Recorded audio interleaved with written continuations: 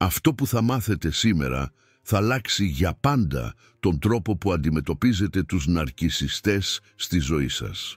Ο Σίγμουντ Φρόιντ αναγνώρισε πρώτος την ύπαρξη του παθολογικού ναρκισσισμού, αλλά δεν πρόλαβε να δει την πλήρη αλήθεια, ότι υπάρχει ένας τύπος ανθρώπου που μπορεί να καταστρέψει έναν ναρκισσιστή χωρίς καν να προσπαθήσει. Ο αληθινός εμπαθής.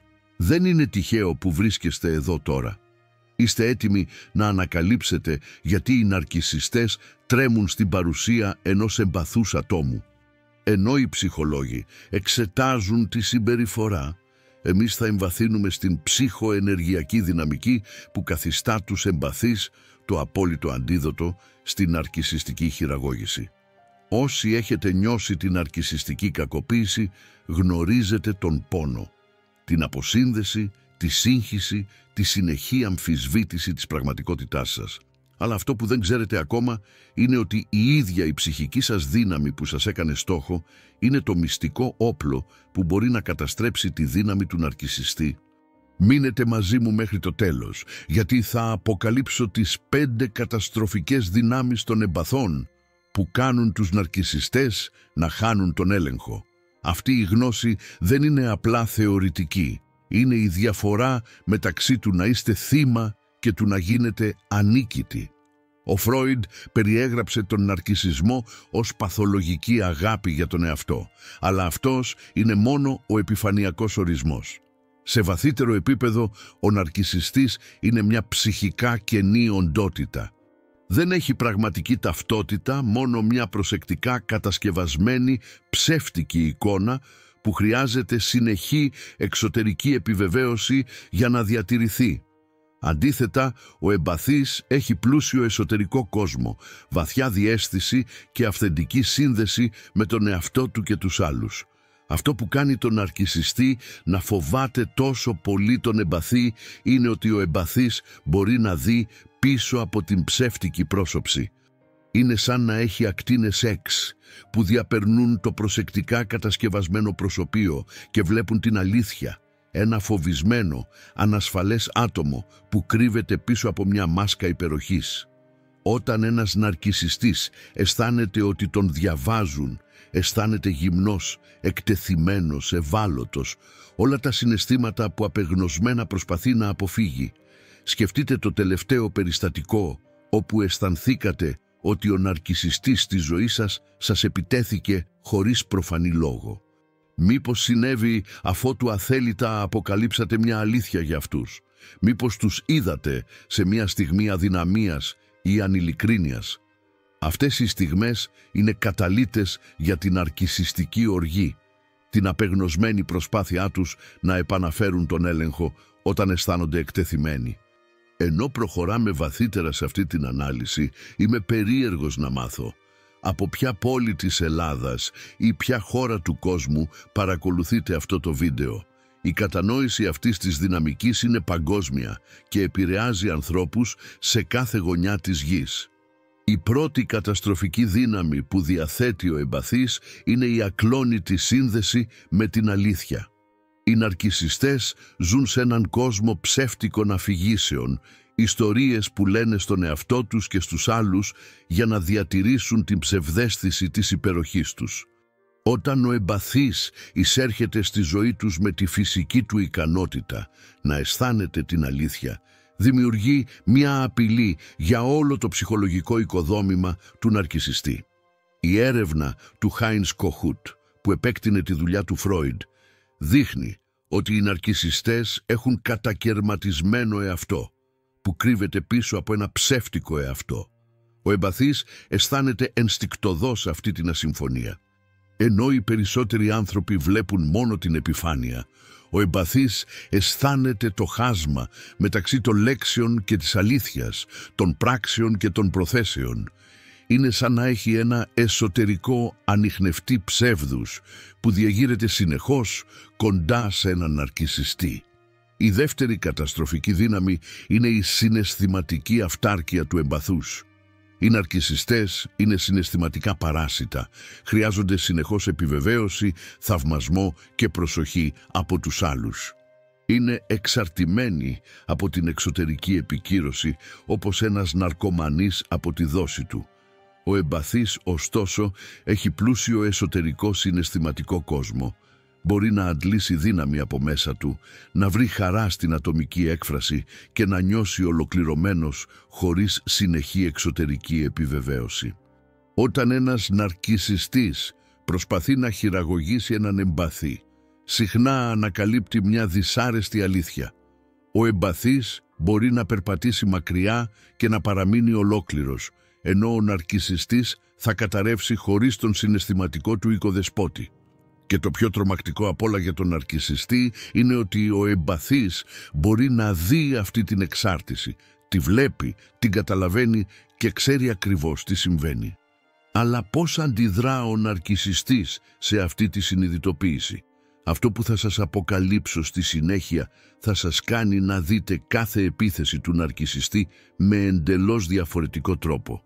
Η τρίτη καταστροφική δύναμη του εμπαθούς είναι η ικανότητα αντανάκλασης.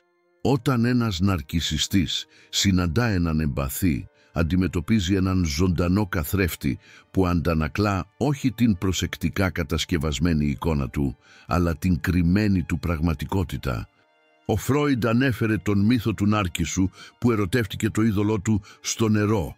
Αυτό που δεν είπε είναι τι θα συνέβαινε αν το νερό ξαφνικά αντανακλούσε όχι την ωρεοποιημένη εικόνα του Νάρκισσου, αλλά την αληθινή του κατάσταση. Αυτή θα ήταν μια αφόρητη εμπειρία για εκείνον. Όταν ένας εμπαθής σας κοιτάζει στα μάτια, ο ναρκισσιστής δεν βλέπει το θαυμασμό που επιδιώκει. Αντίθετα, αισθάνεται την ενόραση που διαπερνά τα ψέματά του. Αυτή η εμπειρία είναι τόσο αποσταθεροποιητική που ο ναρκισσιστής θα κάνει ό,τι μπορεί για να αποφύγει αυτό το καθρέφτισμα. Θα επιτεθεί, θα υποτιμήσει, θα προσπαθήσει να απομονώσει τον εμπαθή ή ακόμα και να τον κάνει να αμφισβητήσει την ίδια του την αντίληψη. Η τέταρτη δύναμη είναι η ασυνείδητη επιρροή του εμπαθούς στους άλλους. Γύρω από έναν εμπαθή, οι άνθρωποι αισθάνονται ασφαλείς να είναι αυθεντικοί.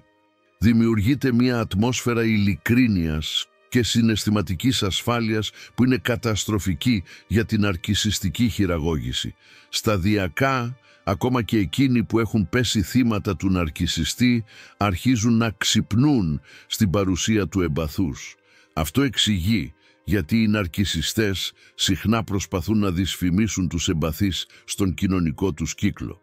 Κάνουν εκστρατείες συκοφαντίας, διαδίδουν ψευδείς φήμες και προσπαθούν να απομονώσουν τον εμπαθή. Είναι μια απεγνωσμένη προσπάθεια να προστατεύσουν την επιρροή τους. Γιατί? Επειδή γνωρίζουν ενστικτωδώς ότι η αλήθεια είναι μεταδοτική και ότι ένας εμπαθής μπορεί να ξεκινήσει μια αλυσιδωτή αντίδραση συνειδητοποίησης στο κοινωνικό τους περιβάλλον. Έχετε αναρωτηθεί ποτέ γιατί ο ναρκισσιστής στη ζωή σας μοιάζει να είναι τόσο αιμονικός με το να ελέγχει το αφήγημα για εσάς? Γιατί προσπαθεί τόσο απεγνωσμένα να σας απομονώσει από τους άλλους ή να διασφαλίσει ότι η εκδοχή του θα ακουστεί πρώτη? Τώρα γνωρίζετε την απάντηση. Η πέμπτη και ισχυρότερη δύναμη του εμπαθούς είναι αυτό που οι ψυχαναλυτές μετά τον Φρόιντ ονόμασαν ακλόνητα όρια. Αν και οι εμπαθείς συχνά αγωνίζονται με τα όρια στην αρχή μιας σχέσης με ναρκισσιστή, κάτι εκπληκτικό συμβαίνει όταν ξυπνούν στην αλήθεια της κακοποίησης. Αναπτύσσουν όρια τόσο ισχυρά που κανένας χειραγωγός δεν μπορεί να τα διαπεράσει. Αυτή η ανάπτυξη ορίων είναι μια πνευματική και ψυχολογική μεταμόρφωση. Ο εμπαθής που έχει υποστεί κακοποίηση και έχει επιβιώσει αναπτύσσει μια εσωτερική πυξίδα που δεν μπορεί πλέον να παραπλανηθεί. Αυτή η πυξίδα τους επιτρέπει να εντοπίζουν αμέσως τα προειδοποιητικά σημάδια της χειραγώγησης και να αποφεύγουν την παγίδα της συναισθηματικής κακοποίησης. Ο ναρκισσιστής, που είναι συνηθισμένος να περνά μέσα από τα όρια των άλλων με ευκολία, βρίσκει αυτό το νέο αδιαπέραστο τείχος εξαιρετικά απογοητευτικό. Οι συνηθισμένες τακτικές του, το gaslighting, η συναισθηματική χειραγώγηση, οι επιθέσεις στην πραγματικότητα του άλλου, ξαφνικά αποτυγχάνουν. Είναι σαν ένας έμπειρος κλέφτης να βρίσκεται ξαφνικά μπροστά σε ένα χρηματοκιβώτιο που δεν μπορεί να παραβιαστεί. Έρευνες στην ευρωεπιστήμη έχουν δείξει ότι το εγκεφαλικό κύκλωμα που ενεργοποιείται κατά τη διάρκεια της απόρριψης και του κοινωνικού πόνου είναι παρόμοιο με εκείνο του φυσικού πόνου. Για τον ναρκισσιστή, η απόρριψη από έναν εμπαθή που έχει αναπτύξει όρια δεν είναι απλά ένα ψυχολογικό χτύπημα, βιώνεται σχεδόν σαν φυσικός πόνος. Φανταστείτε τη δυσφορία ενός ατόμου εθισμένου στα ναρκωτικά που ξαφνικά δεν μπορεί να έχει πρόσβαση στη δόση του. Αυτή είναι η εμπειρία του ναρκισσιστή όταν ένας εμπαθής σταματά να τροφοδοτεί την ανάγκη του για επιβεβαίωση και ελέγχου. Το ισχυρότερο όριο απ' όλα είναι η άρνηση του εμπαθούς να συμμετάσχει στο παιχνίδι του ναρκισσιστή. Χωρίς αντίπαλο δεν υπάρχει αγώνας. Χωρίς ακροατήριο δεν υπάρχει παράσταση. Χωρίς θύμα δεν υπάρχει θήτης. Η ψυχική δυναμική μεταξύ εμπαθούς και ναρκισσιστή έχει και μια βαθύτερη πνευματική διάσταση, που ο Φρόιντ μόνο υπονόησε αλλά ποτέ δεν εξερεύνησε πλήρως. Στους κύκλους της αναλυτικής ψυχολογίας αναγνωρίζεται ότι ο εμπαθής και ο ναρκισσιστής αντιπροσωπεύουν δύο αντίθετες δυνάμεις στο συλλογικό ασυνείδητο της ανθρωπότητας. Ο εμπαθής ενσαρκώνει τη ψυχή, τη βαθιά σύνδεση με την ανθρωπιά, την αυθεντικότητα, την ικανότητα να αισθάνεται τόσο τη χαρά όσο και τον πόνο σε όλο του το βάθος. Ο ναρκισσιστής, αντίθετα, έχει κυριολεκτικά πουλήσει την ψυχή του για να αποκτήσει δύναμη, έλεγχο και μια επιφανειακή αίσθηση υπεροχής. Έχει θυσιάσει την αυθεντική σύνδεση για μια ψευδαίσθηση κυριαρχίας. Αυτή η σύγκρουση αντιπροσωπεύει μια πνευματική μάχη σε προσωπικό επίπεδο. Ο ναρκισσιστής αισθάνεται ασυνείδητα την ψυχή που του λείπει όταν είναι κοντά σε έναν εμπαθή. Είναι μια οδυνηρή υπενθύμηση του τι έχει χάσει ή παραδώσει. Γι' αυτό οι ναρκισσιστές συχνά έλκονται από τους εμπαθείς. Αναζητούν απεγνωσμένα να απορροφήσουν αυτή την ψυχική ενέργεια που τους λείπει. Ο Καρλ Γιούγκ, ο διάσημος ψυχίατρος που διαχώρισε τον δρόμο του από τον Φρόιντ, περιέγραψε αυτό το φαινόμενο ως σκιά, το απορριφθέν, αποκηρυγμένο μέρος του εαυτού που προβάλλεται στους άλλους. Ο ναρκισσιστής βλέπει στον εμπαθή την απορριφθήσα ευαισθησία του, την ευαλωτότητά του, όλα όσα έχει προσπαθήσει να θάψει για να αποφύγει τον πόνο. Η ηρωνία είναι ότι ενώ ο ναρκισσιστής πιστεύει ότι απορροφά δύναμη από τον εμπαθή, στην πραγματικότητα ο εμπαθής αποκαλύπτει αθέλητα την αδυναμία του ναρκισσιστή. Κάθε αλληλεπίδραση γίνεται μια υπενθύμηση του κενού στην καρδιά του ναρκισσιστή. Και αυτό οδηγεί στο πιο σοκαριστικό συμπέρασμα αυτής της μελέτης, την αληθινή φύση της ναρκισσιστικής εκδίκησης. Θα εξηγήσω ακριβώς τι συμβαίνει όταν ένας εμπαθής τελικά αντιλαμβάνεται την αλήθεια και γιατί αυτή η στιγμή συνειδητοποίησης είναι το πιο καταστροφικό χτύπημα που μπορεί να δεχτεί ο ναρκισσιστής. Όταν ένας εμπαθής συνειδητοποιεί πλήρως τη δυναμική της ναρκισσιστικής κακοποίησης, συμβαίνει κάτι αξιοσημείωτο που ο Φρόιντ αποκάλεσε συνειδητοποίηση, μια στιγμή ψυχολογικής αφύπνισης που δεν μπορεί να αναιρεθεί. Ξαφνικά το πρότυπο αποκαλύπτεται στην ολότητά του. Όλες οι αμφιβολίες, οι δικαιολογίες και οι ελπίδες ότι ο ναρκισσιστής θα αλλάξει ή εννοούσε κάτι άλλο εξαφανίζονται. Η ομίχλη διαλύεται και η καθαρότητα της αντίληψης είναι σχεδόν εκτυφλωτική. Αυτή η συνειδητοποίηση είναι η πιο επώδυνη εμπειρία για έναν ναρκισσιστή. Πιο επώδυνη ακόμα και από την απόρριψη ή την κριτική. Γιατί? Επειδή σημαίνει ότι έχει χάσει εντελώς τον έλεγχο του αφηγήματος. Ο εμπαθής δεν αμφιβάλλει πλέον για την πραγματικότητά του. Δεν μπορεί πλέον να χειραγωγηθεί, να ελεγχθεί ή να πιστεί ότι είναι υπερευαίσθητος ή φαντάζεται πράγματα. Ο ναρκισσιστής αισθάνεται αυτή τη μετατόπιση αμέσως. Είναι σαν κάποιος που προσπαθεί να υπνοτίσει κάποιον που είναι πλήρως ξύπνιος και συνειδητός. Οι τεχνικές απλά δεν λειτουργούν πλέον. Συχνά αυτή η στιγμή προκαλεί αυτό που οι ειδικοί ονομάζουν ναρκισσιστική κατάρρευση. Μια έντονη θυμωμένη αντίδραση που μοιάζει με την κρίση ενός εθισμένου που δεν μπορεί να πάρει τη δόση του. Η ηρωνία είναι ότι ενώ ο ναρκισσιστής συνεχίζει τη ζωή του προσπαθώντας να βρει νέα θύματα που θα τροφοδοτήσουν την ανάγκη του για επιβεβαίωση, ο εμπαθής που έχει ξυπνήσει βιώνει μία βαθιά μεταμόρφωση. Η εμπειρία της κακοποίησης, αν και επώδυνη, οδηγεί σε μια νέα κατανόηση του εαυτού και των ορίων του. Όπως έγραψε ο Νίτσε, τον οποίο ο Φρόιντ θαύμαζε, «Αυτό που δεν με σκοτώνει με κάνει πιο δυνατό». Για τον αφυπνισμένο εμπαθή, η εμπειρία της ναρκισσιστικής κακοποίησης μετατρέπεται τελικά σε μια πορεία προς μεγαλύτερη αυτογνωσία, πιο υγιή όρια και βαθύτερη κατανόηση του εαυτού του και των άλλων. Το να είσαι εμπαθής δεν είναι πλέον αδυναμία, αλλά η μεγαλύτερη δύναμη. Η ικανότητα να αισθάνεσαι βαθιά, να συνδέεσαι αυθεντικά και να βλέπεις την αλήθεια πίσω από τα προσωπία γίνεται ένα είδος υπερδύναμης σε έναν κόσμο γεμάτο επιφανειακές συνδέσεις και ψεύτικες εικόνες. Τι συμβαίνει όταν ένας αφυπνισμένος εμπαθής αποφασίζει να απομακρυνθεί από τον ναρκισσιστή? Αυτή είναι η στιγμή της απόλυτης ήττας για τον ναρκισσιστή.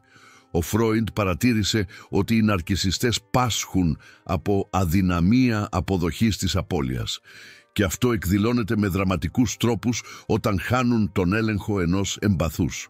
Η πρώτη αντίδραση είναι συνήθως η εκστρατεία επαναφοράς, μια εντατική προσπάθεια να κερδίσουν ξανά τον έλεγχο του εμπαθούς. Αυτό μπορεί να περιλαμβάνει ξαφνικά δώρα, απροσδόκητες συγγνώμες, υποσχέσεις για αλλαγή ή ακόμα και ψεύτικες δηλώσεις αυτοκριτικής όπως «ξέρω ότι έχω πρόβλημα, θα πάω σε θεραπεία». Πρόκειται για μια τακτική που οι ειδικοί αποκαλούν hoovering, μια προσπάθεια να ρουφήξουν τον εμπαθή πίσω στη σχέση. Αν αυτό αποτύχει, η επόμενη φάση είναι η εκστρατεία δυσφήμισης, μια συστηματική προσπάθεια να καταστρέψουν τη φήμη του εμπαθούς μπροστά σε φίλους, οικογένεια, συναδέλφους και γνωστούς. Ο ναρκισσιστής θα ισχυριστεί ότι ο εμπαθής είναι τρελός, ασταθής, επικίνδυνος ή ακόμα και ότι είναι ο πραγματικός κακοποιητής. Στόχος είναι να απομονώσει τον εμπαθή και να προληφθεί η αποκάλυψη της αλήθειας για τη συμπεριφορά του ναρκισσιστή. Ψυχολογικά αυτή η συμπεριφορά αποκαλύπτει την απόλυτη εξάρτηση του ναρκισσιστή από την εξωτερική επικύρωση. Η απομάκρυνση του εμπαθούς δεν είναι απλά μια απόρριψη, είναι μια υπαρξιακή απειλή.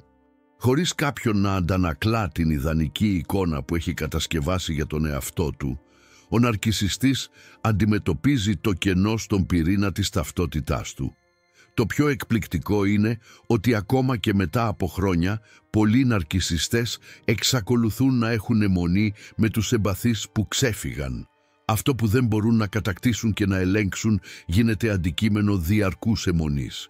Μια μελέτη περίπτωσης που δημοσιεύθηκε στο Ευρωπαϊκό Περιοδικό Ψυχοθεραπείας ανέφερε ναρκισσιστές που παρακολουθούσαν τους πρώην συντρόφους τους στα μέσα κοινωνικής δικτύωσης για περισσότερο από μια δεκαετία μετά το τέλος της σχέσης. Για τον εμπαθή που αντιλαμβάνεται αυτή τη δυναμική, η γνώση είναι απελευθέρωση. Κατανοώντας ότι αυτές οι αντιδράσεις δεν είναι προσωπικές αλλά συμπτώματα της ναρκισσιστικής διαταραχής, ο εμπαθής μπορεί επιτέλους να απελευθερωθεί από τον κύκλο της ενοχής, της αμφιβολίας και της αυτοκατηγορίας. Η τελική και ίσως πιο ισχυρή αλήθεια για τη σχέση μεταξύ εμπαθούς και ναρκισσιστή είναι αυτό που ο Φρόιντ και οι μεταγενέστεροι ψυχαναλυτές αποκάλεσαν επανάληψη. Οι ναρκισσιστές είναι καταδικασμένοι να επαναλαμβάνουν τα ίδια καταστροφικά πρότυπα ξανά και ξανά, αναζητώντας πάντα νέες πηγές επιβεβαίωσης, αλλά ποτέ δεν βρίσκουν διαρκή ικανοποίηση ή ειρήνη. Αντίθετα, ο εμπαθής έχει τη δυνατότητα να μάθει, να αναπτυχθεί και να μεταμορφωθεί. Μετά από μια σχέση με ναρκισσιστή, ο εμπαθής μπορεί να βγει με βαθύτερη κατανόηση του εαυτού του, ισχυρότερα όρια και μεγαλύτερη σοφία. Ενώ η εμπειρία μπορεί να είναι επώδυνη, γίνεται ένα μάθημα ζωής που οδηγεί σε προσωπική ανάπτυξη και αυθεντική χαρά. Ο ναρκισσιστής, παγιδευμένος στον κύκλο της επανάληψης, δεν μπορεί να βιώσει αυτή τη μεταμόρφωση. Όπως έγραψε ο Φρόιντ, ο νευρωτικός επαναλαμβάνει αντί να θυμάται. Ο ναρκισσιστής είναι καταδικασμένος να ακολουθεί το ίδιο σενάριο ξανά και ξανά, αναζητώντας νέες πηγές επιβεβαίωσης και ελέγχου, αλλά ποτέ δεν αντιμετωπίζει τις βαθύτερες πληγές που οδηγούν σε αυτή τη συμπεριφορά. Από αυτή την άποψη, η τελική νίκη του εμπαθούς δεν είναι η εκδίκηση ή η τιμωρία του ναρκισσιστή. Είναι η ικανότητα να απελευθερωθεί από τον κύκλο, να θεραπευτεί και να προχωρήσει σε μια ζωή γεμάτη αυθεντικές συνδέσεις και πραγματική αγάπη. Η αληθινή νίκη του εμπαθούς είναι η ελευθερία, όχι μόνο από τον ναρκισσιστή, αλλά από τα πρότυπα που τον έκαναν ευάλωτο στην ναρκισσιστική κακοποίηση εξ αρχής. Είναι η ικανότητα να αναγνωρίζει τα προειδοποιητικά σημάδια, να θέτει υγιή όρια και να οικοδομεί σχέσεις βασισμένες στον αμοιβαίο σεβασμό, την εμπιστοσύνη και την αυθεντικότητα. Αλλά αυτή η αναγέννηση δεν έρχεται χωρίς προκλήσεις. Υπάρχει ένα κρίσιμο στάδιο στην αποκατάσταση κάθε εμπαθούς που έχει επιβιώσει από ναρκισσιστική κακοποίηση, ένα σημείο καμπής που καθορίζει αν θα βυθιστεί πίσω στα παλιά πρότυπα ή θα προχωρήσει προς την αληθινή απελευθέρωση. Τώρα γνωρίζετε την αλήθεια. Οι εμπαθείς έχουν εγγενή δύναμη που κάνει τους ναρκισσιστές να τρέμουν. Δεν είναι θέμα τακτικών ή τεχνικών, είναι θέμα ουσίας. Η αυθεντικότητα, η αλήθεια, η συναισθηματική αυτογνωσία και τα ακλόνητα όρια είναι η απάντηση στην ναρκισσιστική χειραγώγηση. Ο Φρόιντ είπε κάποτε, ένας μόνο άνθρωπος που κατανοεί την αλήθεια αξίζει μια άπειρη πλειοψηφία που παραμένει υπό την επιρροή ψευδαισθήσεων. Ως εμπαθής είστε αυτός ο άνθρωπος. Κατέχετε μια αλήθεια που ο ναρκισσιστής δεν μπορεί να αντιμετωπίσει ή να αποδεχτεί, την αλήθεια της δικής του κενότητας και την αλήθεια της δικής σας δύναμης. Η θεραπεία για τους εμπαθείς που έχουν βιώσει ναρκισσιστική κακοποίηση δεν είναι να γίνουν περισσότερο σαν τους ναρκισσιστές, σκληροί, αναίσθητοι ή εκδικητικοί. Είναι να αγκαλιάσουν πλήρως την εμπάθειά τους, αλλά τώρα με διαφώτιση, όρια και αυτοπροστασία. Το μονοπάτι προς την αποκατάσταση περιλαμβάνει αναγνώριση και επικύρωση της εμπειρίας σας. Δεν φανταστήκατε την κακοποίηση, δεν ήταν υπερβολική αντίδραση. Αυτό που βιώσατε ήταν πραγματικό. Κατανόηση της ναρκισσιστικής δυναμικής. Η γνώση είναι δύναμη. Κατανοώντας πώς λειτουργούν οι ναρκισσιστές, μπορείτε να απομακρύνετε την προσωπική ανάμειξη και να δείτε τη συμπεριφορά τους ως σύμπτωμα της διαταραχής τους. Θέσπιση και διατήρηση ορίων. Αυτό μπορεί να περιλαμβάνει την πλήρη αποκοπή επαφής, όπου είναι εφικτό, ή την εφαρμογή αυστηρών περιορισμών στις αλληλεπιδράσεις σας. Επανασύνδεση με τον αληθινό σας εαυτό. Η ναρκισσιστική κακοποίηση συχνά αποσυνδέει τα θύματα από τις δικές τους ανάγκες, επιθυμίες και αξίες. Η αποκατάσταση αυτής της σύνδεσης είναι ζωτικής σημασίας. Μετατροπή του τραύματος σε δύναμη. Χρησιμοποιήστε την εμπειρία σας για να βοηθήσετε άλλους, να εμβαθύνετε την κατανόηση της ανθρώπινης φύσης και να αναπτύξετε μεγαλύτερη συμπόνια για τον εαυτό σας και τους άλλους. Στον πυρήνα, η σύγκρουση μεταξύ εμπαθούς και ναρκισσιστή είναι μία μάχη μεταξύ αυθεντικότητας και ψεύδους, μεταξύ ουσίας και εικόνας, μεταξύ βάθους και επιφάνειας. Και σε αυτή τη μάχη, ο εμπαθής που έχει ξυπνήσει στην αλήθεια πάντα κερδίζει, όχι καταστρέφοντας τον ναρκισσιστή, αλλά απελευθερώνοντας τον εαυτό του από την επιρροή του. Όπως μας υπενθυμίζει η σοφία του Φρόιντ, κάποια στιγμή η φωνή του διανοητικού θα ακουστεί αθόρυβα.